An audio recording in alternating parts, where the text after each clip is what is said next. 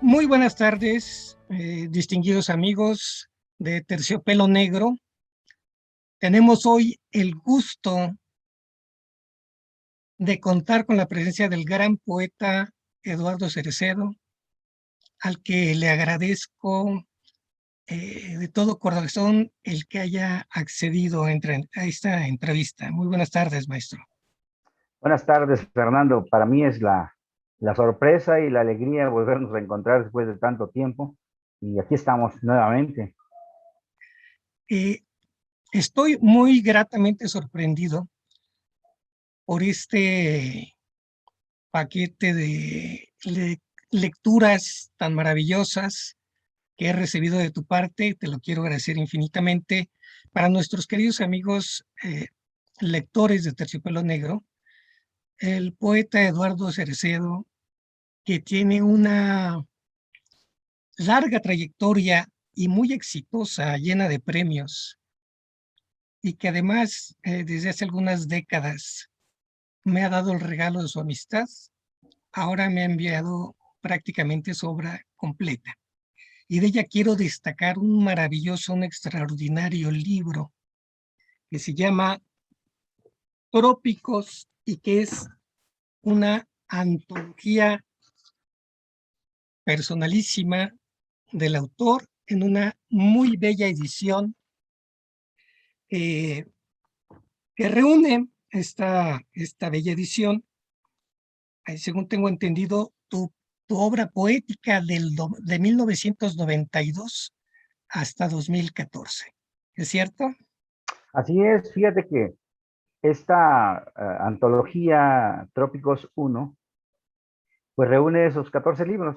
Y para mí fue una enorme alegría el que me hayan dado el espacio y el poder publicar con Fondo Editorial en el Estado de México, que estaba haciendo, estuvo y realizó esta colección que se llama Suma de Días. Entonces, en Suma de Días yo me siento lleno de alegría porque, como ves en sus páginas, en el inicio nos señala que son para los autores que han nacido o que residen en el Estado de México y que su obra ha sido importante para ese territorio, para los habitantes de esa zona. Y entonces a mí me da mucha alegría que formar parte de esa colección a cargo del poeta Félix Suárez y entre su grupo de colaboradores. Y yo me siento muy contento porque es una antología que prácticamente uno como autor no podría haberla editado, ¿no? Sino con el apoyo el apoyo estatal del Estado de México, se llevó a cabo esta colección y yo me siento muy contento porque, digo, es un regalo que me da la vida también, porque no, un regalo, una bella edición. Trae su disco en voz del autor, una selección de poemas, así como era la selección de mi obra. Estoy muy, muy, muy alegre, muy contento. Y creo que es una edición que es lo menos que mereces, camarada. Es un gran libro, perfectamente hecho. Me encanta el diseño, pero vamos a lo importante, la obra. Yo sé que eres un gran poeta que nació en Veracruz en la década de los 60. Así es. Pero cuéntanos, ¿por qué no nos platicas un poco para nuestros amigos espectadores quién es Eduardo Cerecedo? Primero, Muy bien, bueno. Yo soy Eduardo, como ya lo dijo el compañero Eduardo Cerecedo, nací en Tecolutla, Veracruz. Y desde muy chico yo comencé con la lectura. Yo leía desde siempre por cuestiones de mis hermanos. Mi hermano el mayor siempre en su morral tenía un libro de poemas. Me recuerdo los poemas de Juan de Dios Pesa, de Amado Nervo. Y entonces, después de que yo les llevaba la comida, les llevaba la comida en los morrales, y después de comer, él se trepaba a un tronco de una higuera y allí empezaba a leer en voz alta los poemas de Amado Nervo. Y no sé a qué se deba, quizás el oído me fue guiando por eso, por ese sonido. Y después en la casa, mi sobrino el mayor se había ido a estudiar a la UB y entonces en su librero había muchos libros, muchos libros. Y me acuerdo que ahí había unos libros de español, uno, dos y tres, de la maestra Idolina Moguel. Y allí pues venía la historia de la literatura por siglo, por tiempo, por escuelas, por corrientes.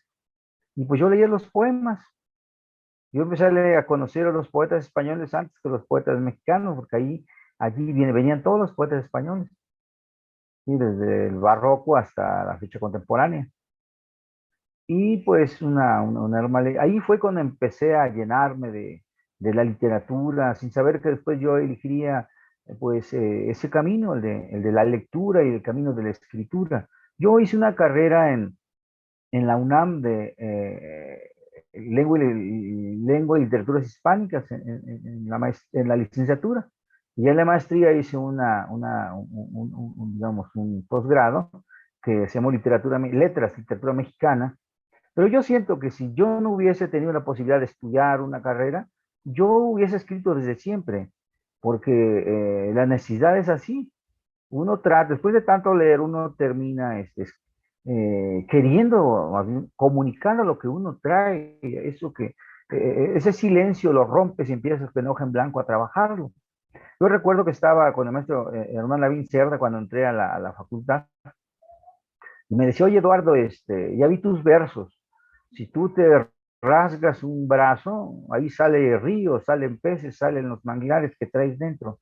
Eso fue lo que me dijo el maestro. Yo no sabía de esta situación, pero me agradó enormemente y comencé a trabajar. Empecé a mirarme hacia mí mismo y a través de esa introspección, empecé a mirar lo que traía, mirar mi infancia, mirar los árboles, mirar el ecosistema, mirar la fauna, la flora, las aguas, los ríos, la orografía, todo aquello que, que, que me era necesario para ir estructurando el primer poema, los poemas. Quiero decir que yo estaba en el tercer semestre de la carrera cuando veo que veo en un anuncio sobre el premio de poesía CREA 88. Y entonces veo el cartel y el corazón empieza como así, como a acelerarse en el corazón. Y dije, yo voy a ganarme ese premio. Total que mandé, primero, pero anteriormente había ganado yo dos premios aquí en la Ciudad de México, sin haber tomado algún taller. Y yo puedo decir que yo comencé siendo autodidacta, sin tomar ningún taller. Ya cuando gané el Premio Nacional de Poesía, creo 88, estaba en tercer semestre, el siguiente periodo, dije, no, pues tengo que tomar un taller de poesía, tengo que estar con los maestros que saben de esta arte, de estas artes, el arte de la escritura, el arte de la palabra, y me fui a inscribir con el maestro Federico Patán. Y allí fue donde el maestro me fue guiando y a la fecha seguimos trabajando, seguimos escribiendo, pero eso es, yo de una manera autodidacta gané ese primer premio. Oye, maestro, perfecto. En el prólogo de tu libro, de Armando Oviedo, al que nombra la naturaleza y su circunstancia, habla de esto que tú me acabas de decir, de esos peces que brotan de tus palabras, del manglar, de cangrejos, de luna, de mareas, de palmeras, de la selva. Y eso, como ya nos has platicado un poquito de tu infancia, me hace pensar que tuviste una espléndida infancia. ¿Cómo fue tu niñez? Ah, mira, yo nací en Boca de Lima y que pertenece a Tecolutla, ahorita muy, muy, muy golpeada ahorita por el huracán, ¿no? En fin, entonces estábamos viviendo en la barra de Boca en Medio, que se le llama, ¿no? Esta barra es de Anistepec y Boca de Lima. Entonces en esa zona no había escuelas y yo necesitaba ir a la escuela. Yo entré a la escuela a la edad de 10 años. Y ya a la edad de 10 años empecé yo pues a querer brincar el trabajo de escuela. Hablé con una maestra, me dijo que yo quería estar en segundo año, que me hicieran un examen, me dijo que no se podía. Hablé con la maestra que me hiciera el examen, me dijo que no, porque iba a perder un buen alumno. Yo era más grande. Los chicos tenían 7, 8 años, yo tenía 10 años, entonces decía lo que les enseñaba la maestra, yo me lo aprendía, pues, las 5 vocales en un ratito, ¿no? Sí, en un día ya están las 5 vocales. Cuando todos los chicos, la A con la L, la A con la S, así. Y yo ya en un día ya sabía yo eso. Y me desesperaba. Pero no, no se pudo. Y así empecé, por eso el gusto por la lectura. Por el gusto por la lectura y a mí fue maravilloso. Entonces, te digo que, entonces llegando a Boca de Lima, pues ya me inscribí en la escuela primaria, me inscribieron en la Benito Juárez, y entonces así fue como terminé mi curso, mi educación primaria, y de allí pues prácticamente me vine a la Ciudad de México, porque dije, mi hermano estaba acá, oye, yo quiero seguir estudiando. Me dijo, bueno, pues vete, acá te espero, y me vine, y acá estamos. Como te digo, yo hubiese escrito lo que yo ya leía, y lo que se leí después y lo que sigo leyendo, pues eso es una maravilla que se queda en uno. Cuando nos estabas contando de que al parecer desde tu niñez tuviste cierta predestinación, cierto gusto y una intuición para las letras, ¿es cierto? Sí, fíjate que así fue, porque yo, bueno, empecé a leer desde muy joven, se puede decir, más que un niño, desde joven, porque de niño yo no sabía leer. Y entonces, pues el gusto por las letras me llevó a hacer mis propios versos. Yo recuerdo cuando estaba en la preparatoria, me quedé en la escuela preparatoria número 1 aquí en UNAM, la maestra de literatura me decía, Eduardo, cuando tú leas 200 libros de poesía, vas a leer hasta dormido. Y dije, maestra, creo que ya lo rebasé. Así de sencillo, entonces yo fui siempre el consentido de las maestras de literatura mexicana en cuarto año y en sexto año llevaba literatura universal, ahí donde leíamos entre otros la Ilíada, la Odisea, en fin, así fue el camino, la ruta que me llevó a publicar mi primer libro en 1992. ¿De dónde crees cuál crees que sea la esencia más íntima de tu vocación por la palabra? Pues no sé si esto se herede, no sé, pero después me enteré que mi abuelo, eh, por parte de mi mamá, era el que tocaba la jarana y aventaba, él tocaba el arpa y aventaba los versos, me decía mi mamá. En los fandangos yo nunca sabía y nos mira qué cercanía, pero yo no sé si creer en eso. Pero es un gusto muy especial que uno le atrae, ¿no? Así como el que va a ser fotógrafo en tu caso trae los mismos lineamientos, el que va a ser pintor trae el gusto por los trazos, por el color, por la esencia de las cosas. Entonces, en la palabra, pues creo que es más fácil, ¿no? Porque las palabras únicamente tienes que seleccionarlas y buscar ese ritmo, colocarlas en el verso, y después ese verso vas haciendo más versos para conformar lo que es un cuerpo lingüístico que vendría siendo el poema. Y así vamos caminando. Entonces, yo creo que nace por un gusto, ¿no? No sé explicar, pues nace por un gusto, por algo vienes marcado ya, y entonces, así, ahí se me dio a mí la literatura, así se me dio la poesía. Ahora que lo mencionas, siempre es muy interesante saber cómo es el proceso creativo de un artista. Eh, ¿tú cómo es tu proceso creativo? ¿Es por la mañana, escribes por la mañana, por la tarde, máquina, en computadora, en manuscrito? Muy bien. Platícanos un poco para Mira, los que no sabemos de esto. cuando vas a hacer un proyecto de libro, porque uno piensa en el proyecto de libro, ya sea un cuento, en el caso de una novela también, pues lo vas realizando. Es como cuando realizas una tesis, tienes el marco, tienes todo el esqueleto, tienes para ir llenando después en los espacios con tu investigación. Pero en el caso del poema, el poema a veces a veces lo piensas. Decía Jaime Sabines que él tenía una idea y la maduraba y con la maduraba escribía el poema. Entonces, en el sentido del poema, tú ves algo importante y tomas nota y lo vas guardando, no sabes cuándo vas a abrir, vas a encontrar y vas a volver a sentir digamos, ese momento importante para escribir, pero no, tú a veces despiertas con una idea, la trabajas y de ahí estás trabajando en la madrugada, te paras y empiezas a trabajar y es un poema, a veces varios. varios bosquejos de poema, pues requieren un trabajo, pero es como se me da el poema. Generalmente el poema lo hago con un lápiz, en hoja en blanco, pero ya los últimos 10 años, pues ya escribo tienes el celular y te despiertas y con una idea empiezas a trabajarlo y ahí lo tienes, lo guardas. Es más fácil que pararte, así no te paras y buscas y ahí mismo trabajas. Son notas que van saliendo, después las vas trabajando. A veces esas notas no hayas conexión en la vida real y no lo haces, se te va. Y a veces sí vuelves al punto de esencia y es como van saliendo los poemas. Ese es mi caso, ¿no? Qué maravilla. Oye, y de todos estos poetas que has leído, ¿tienes un favorito? ¿Tienes algunos favoritos? Y luego, ¿crees que alguno de ellos sea una influencia importante para tu obra? Mira, cuando uno tiene autores, pues sí que desde la juventud tienes autores. A medida que vas avanzando, vas buscando más lecturas, tienes otro autor y vas leyendo y vas buscando otro autor. Es decir, el poeta, lector se va haciendo más exigente. Yo por tiempos te puedo decir quiénes fueron mis autores favoritos. Y lo siguen siendo todavía, pero en menos grado. Pero hay un autor que me ha llamado mucho la atención y que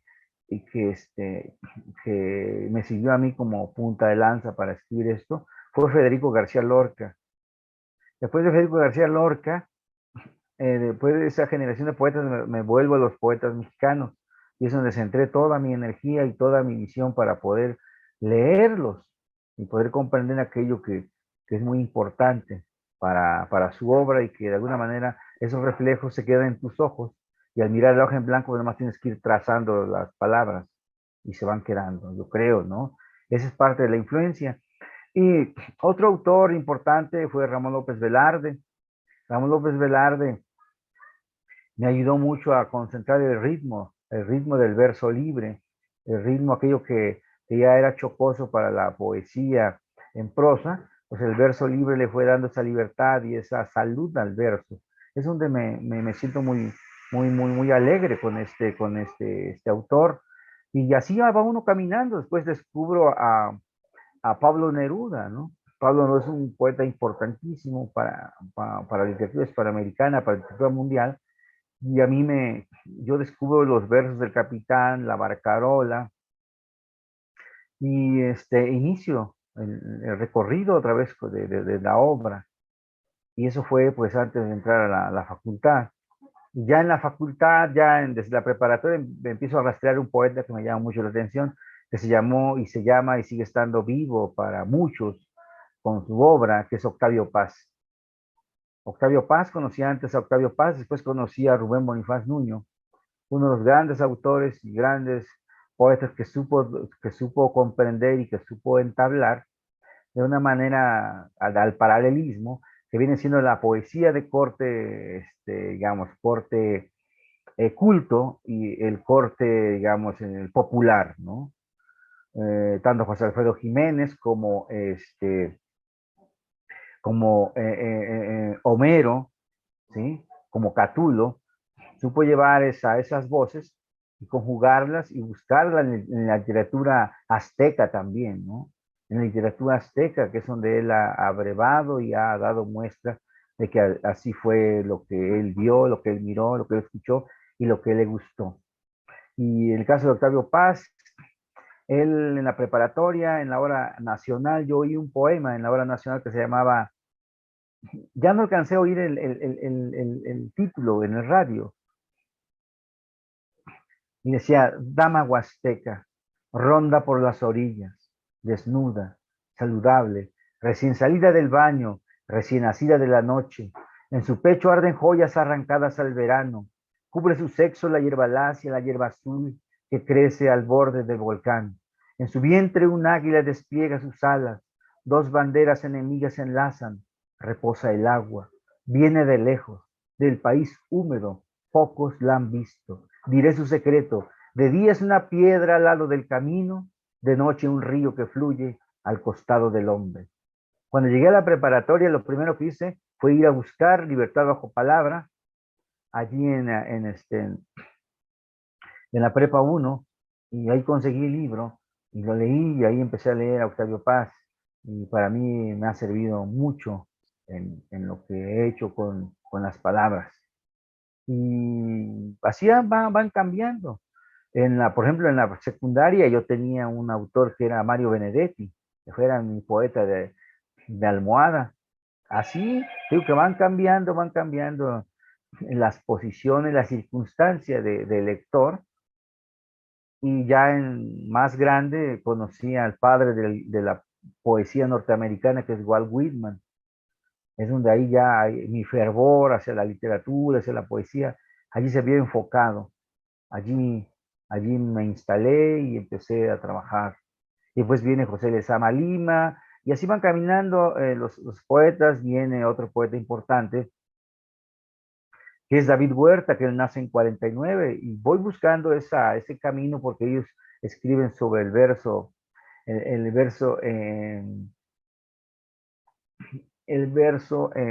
vamos a ver, el de la Biblia, ¿cómo se llama? No, ya me acuerdo el verso, la forma versicular, lo viene manejando.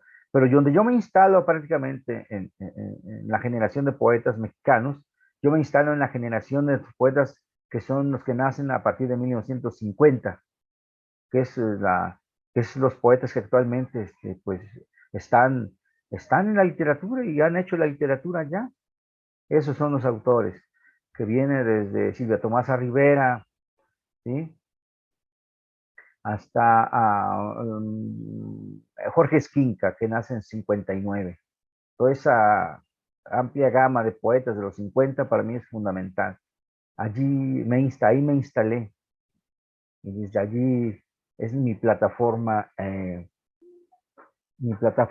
visual, mi plataforma rítmica, con los De, autores que conocemos de esa generación. perdón, de estos poetas que mencionas, ¿hay alguno que tenga afinidad temática o cierta aproximación a los temas que son el eje de tu obra poética? Ah, mira, allí está un poeta que se llama Raúl Garduño, poeta que nace en la Ciudad de México y se va a Chiapas y muere en Chiapas. Él tiene su poesía reunida, está en Puerta, se llama, ¿sí? Y por supuesto los poetas son amplios. Tenemos a Efraín Bartolomé, a José Luis Rivas, por supuesto, pero el poeta que nace en 46, que es Francisco Hernández, es un poeta fundamental. Digamos, es el gran monstruo de las palabras, el gran monstruo, y pues es lo que yo he leído y lo que yo he visto y lo que yo he oído y he vivido también. Los tres grandes poetas de Veracruz, después de Salvador Díaz Mirón, después de Rubén Bonifaz Nuño, pues está José Luis Rivas, bueno, está Francisco Hernández, José Luis Rivas, y vamos a ver Silvia Tomasa Rivera, ¿no? Son los poetas. Y pues vienen los poetas de mi generación, pero esos son los tres poetas que te digo de Veracruz, y que pues yo creo que de alguna manera conviven en mí, conviven en mi obra, porque parte de su obra se ha quedado en mí, y yo al escribir pues tengo que sacar lo mío, y a veces esos ríos de silencio, esos ríos de musicalidad se concentran en una página que vendría siendo el poema. ¿Sí? Así que un lector un escritor, un poeta sin sus poetas que ha leído, pues es un vacío también, ¿no? Leyendo tu obra, leyendo este hermoso libro de Trópicos 1, de repente me dio la impresión de que por ahí había algo, cierto perfume, cierta presencia, al menos en la forma del autor de Albur de Amor. No sé si fue tu profesor en la universidad o Ah, qué nos puedes platicar al respecto del gran maestro Bonifaz Nuño. mira, Albur de Amor es un libro importante que publica el Fondo. Por eso te decía que es la proximidad de Don Rubén, que es la poesía de corte coloquial, de corte popular. ¿Cómo se instala? Con una voz, con un ritmo tan propio, con ese conocimiento que tiene de la cultura griega, de la cultura romana y de la cultura azteca, cómo corren esos filtros, ¿sí? Para escribir de una manera próxima a la canción. Dice Sí, Rubén porque Bonifaz Nuño, él dice, fue, sí, perdón, él fue traductor, ¿verdad? sí, traductor, También. sí, del griego del latín. Dice Rubén Bonifaz Nuño, no la despiertes, canción, que por mis labios asoma, no levantes las palomas que abriga tu corazón, que tu acaso dulce son pueda ser la flor ligera que deje la enredadera de mi sueño en su balcón. Ya por mis labios asomas, no la despiertes, canción. Ve, de una forma tan natural, tan muy próxima, digamos, al discurso cotidiano, es un discurso, parte del discurso cotidiano, y de qué manera lo eleva y lo hace artístico, ¿no? Entonces, yo creo que en gran parte sí, porque yo hice mi tesis de licenciatura sobre un libro de él que se llama que es El manto y la corona de 1958, eso fue mi tesis de licenciatura. Y yo lo conocí mucho tiempo antes al doctor y él me ayudó para publicar algunos poemas en algunas revistas de UNAM. Y pues siempre mi agradecimiento enorme al doctor. Sí, Leyendo, porque me encantó tu libro, yo sentía, ¿no? A veces, ¿no? En algo de tu obra, un poquito la huella del maestro Bonifaz Nuño, y ahora que nos aclaras todo esto, pues nos da más luz a todos y sí, podemos seguir un poquito también tu trayectoria como creador. sí, mira, en un principio pensaba hacer mi tesis sobre Carlos Pellicer, que es otro poeta que siempre me ha tendido el alma, ¿no? Por ejemplo, del grupo contemporáneo, son 9, 10 poetas. De ese grupo, pues para mí es la renovación de la poesía en América, ¿sí? Así como lo fue los poetas que nacen del 21 al 30 en España, donde están los grandes poetas que vinieron a revolucionar la literatura y la poesía española, pues en México tenemos al grupo contemporáneo, ¿no? Y es anterior a ellos. Ellos nacen, Pizarro nace en 1889 y el más joven nace en 1904, vean, 5 años. Esa generación es de 5 años, ¿sí? Y entonces son los que dieron la potencia y la frescura a la lengua española en México. No podemos olvidar de Villaurrutia, ese hombre tan fino, tan importante para la literatura mexicana, con sus poemas, con sus temas de la noche, poemas a la muerte, poemas al amor. Y José Gorostiza y Carlos Pellicer son poetas de la abundancia, los poetas del trópico, ¿sí? Y se deslinda un poquito ahí Gorostiza cuando publica su poema enorme, ¿no? Entonces, vean.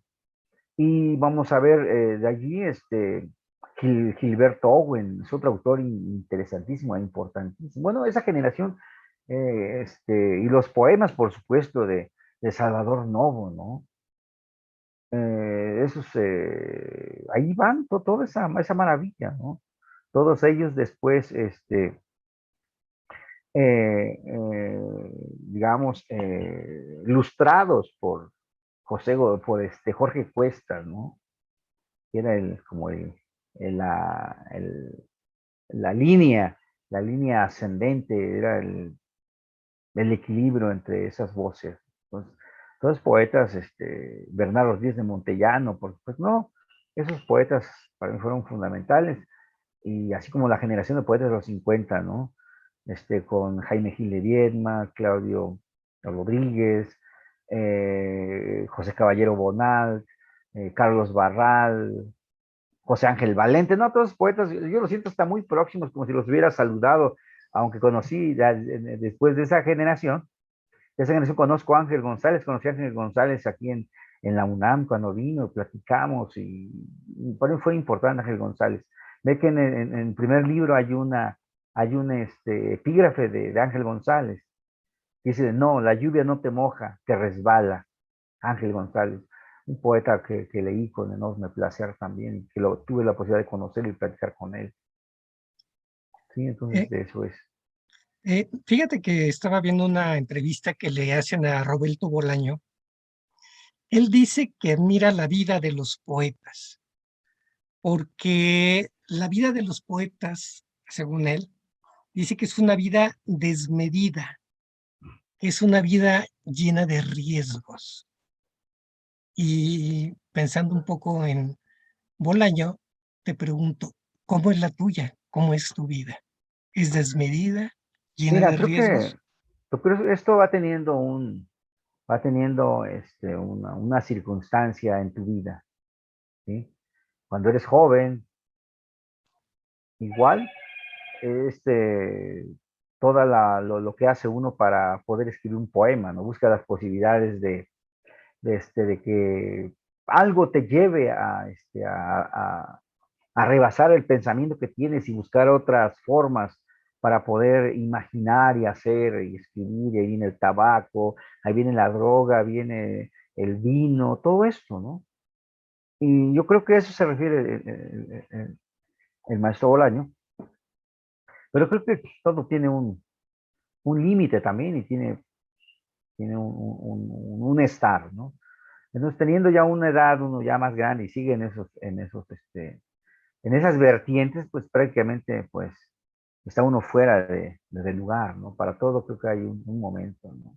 Es como los chicos que se drogan en la calle y de momento ves a un señor de 60 años, 50 años drogándose, pues, oye, ya, ¿no? Eso ya fue, ¿no?